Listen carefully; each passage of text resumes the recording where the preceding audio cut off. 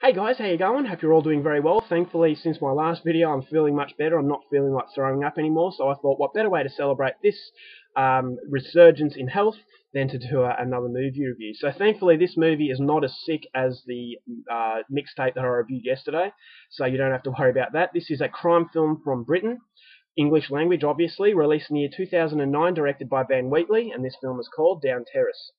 And the story of Down Terrace is as follows. Down Terrace focuses on the kind of issues faced by all families, such as who dobbed on son Carl to the local police? How will Dad Bill explain the recent profit drops to his bosses in London?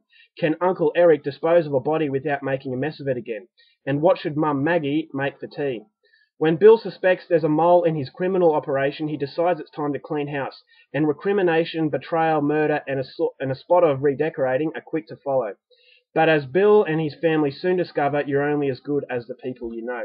So basically, this movie is a crime film, and it centres on a crime family in England. Father and son have recently been released on bail after facing drug charges, and it turns out that they were in the spotlight of the police because they were dobbed on by someone within the family. So when father and son get home, this is where they start to try and uncover where the leak came from, and it's not as easy as they first thought because they have their suspicions, but it turns out that as they dig deeper into the truth, it unravels and a lot of people become players in what is a web of lies, betrayal, and murder. So what started off as a simple task of finding the mole turns into a task that is threatening to destroy the whole family. So if you want to know further details about this film, please go out there and see it for yourself, because that's as far as I'm going with the synopsis. Now, my thoughts on the film. Ben Wheatley, I was first introduced to him by Kill List, and I thought Kill List was absolutely fantastic. A lot of people didn't like it, and I can understand that because Ben Wheatley does have a very distinct style. It's a very low budget kind of feel that his movies have. But I feel that the low budget really works to his benefit because of the fact he respects the audience and he knows exactly how much money he's got and what to do with that. Fully utilize what he has. Make the best of what the money that he has to spend. And because he respects the audience, that's why his films portray something that is very unique. It's a very Ben Wheatley flavour, and that's something very rare you get from a director. Everyone wants to splash violence, everyone wants to splash special effects, and sometimes you get these lower directors, not lower, but lower budget directors who try to be big budget, and it just doesn't come across very well, and it feels like they're insulting the audience. So Ben Wheatley, thankfully, is not one of them.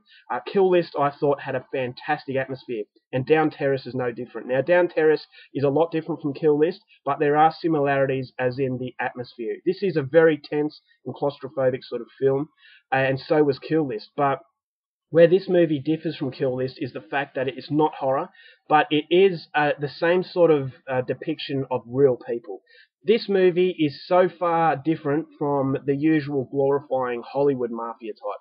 Casino, Godfather, Goodfellas, all those sorts of films glorify the mafia world as, lots of money, lots of beautiful women, and it's kind of a lifestyle that it's portraying as something good.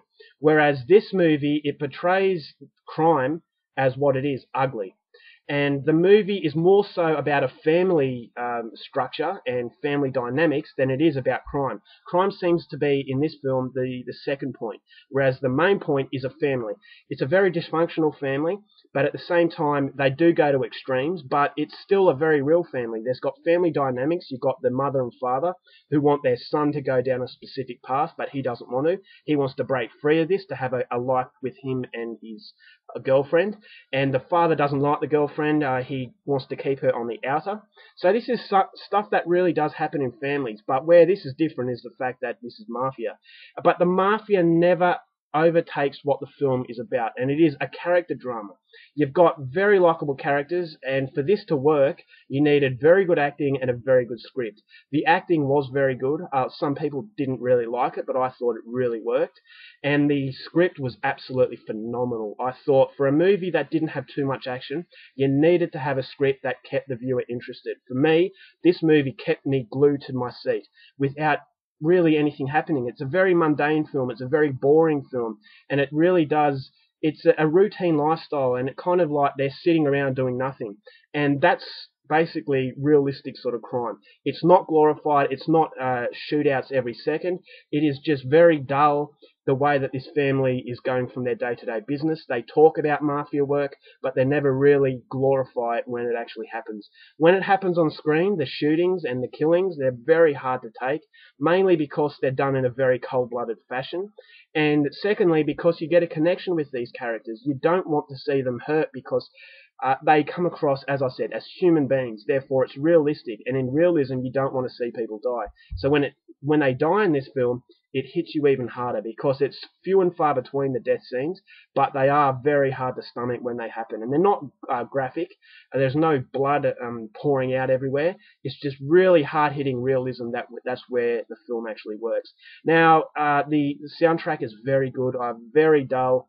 It's very much the same as Kill List. Nothing is ever exaggerated, and that's why I felt that this is a very unique mafia film. Now, personally, I'm not a fan of the mafia films because you've seen one, you see them all, but this movie really took me by surprise because I was expecting something a hell of a lot different, but what I got was a lot better than what I was expecting.